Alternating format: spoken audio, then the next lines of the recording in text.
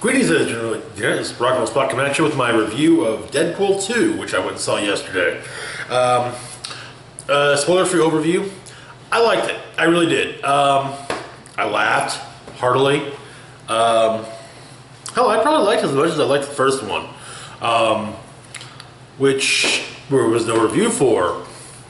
I enjoyed the first one quite a bit. I think that they nailed the character, and I still think that they got her. That Ryan Reynolds nailed the character. Moving on to the cast with this one, really everyone hits their roles just right. From returning cast members Ryan Reynolds, T.J. Miller, so on and so forth, to new additions such as Josh Brolin and Zazie Beetz. Spoiler-free version of the story. Deadpool tries to save a young mutant named Russell Collins, who has pyrotechnic abilities, from Cable, a cybernetic soldier from the future. Mayhem ensues.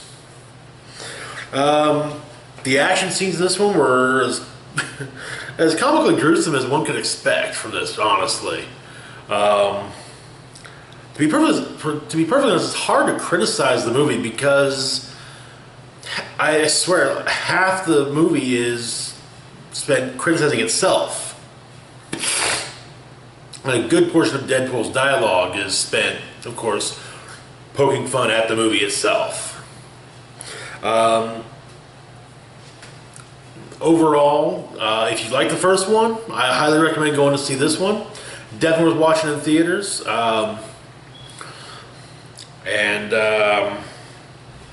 Yeah, you know, like I said, if you liked it, like the first one, go see the new one.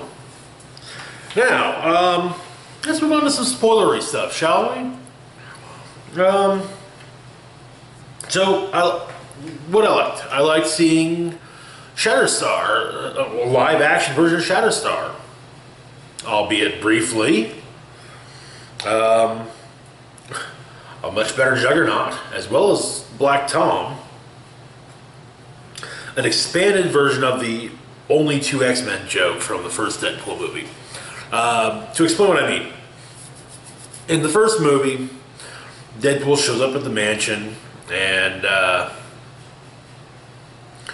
makes some comments to Colossus about how it's weird that, you know, him and Teenage Negasonic Warhead are the only X-Men present. You'd think the studio could spring for at least one more. Well, this time, he again brings up the same point. And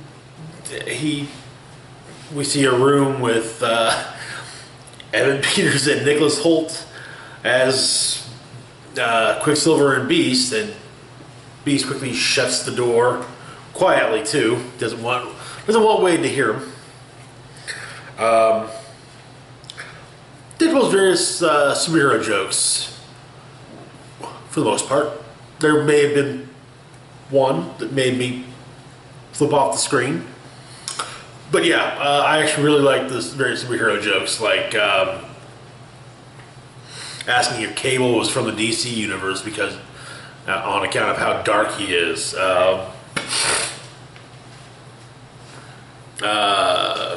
What were some of the... there are various others, but yeah, there's some good stuff. Let's see, what else was there? I especially like what Deadpool often do with Cable's time machine. Since we're at the spoiler part, I'll just go ahead and say it. Obviously he saves Vanessa, his girlfriend, who's killed in the beginning of the movie. Then he goes and kills the X-Men Origins version of himself. Then he goes and kills Ryan Reynolds as Ryan Reynolds is starting to read the Green Lantern script.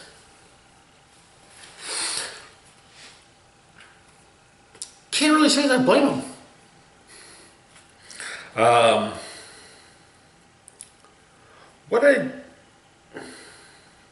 It's hard to really find stuff I didn't like because even much all of these are things where, like, okay, I can live with it.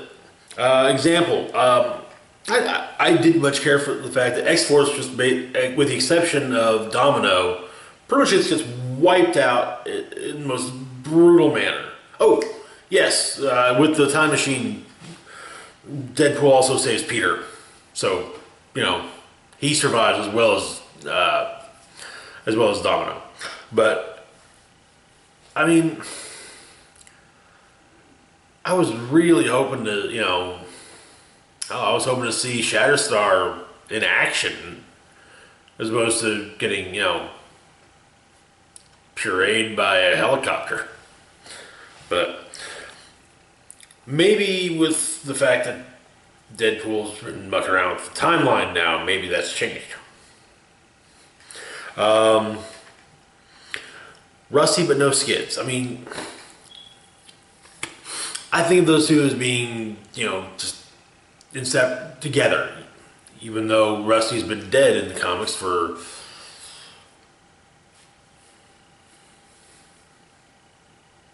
a while. This is actually when okay. We get our second reference to Mr. Sinister, but still no Mr. Sinister. The orphanage in which Rusty is brought up in is called the Essex House. It's also the orphanage that Domino was in, it turns out. But no Mr. Sinister. So anyways, I guess that's really all I got. Damn. As I said, if you like the first movie, I highly recommend going to see this one. I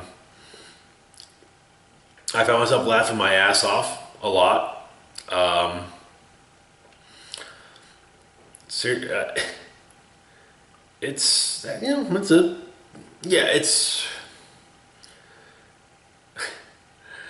It manages to straddle that line between being a good superhero movie and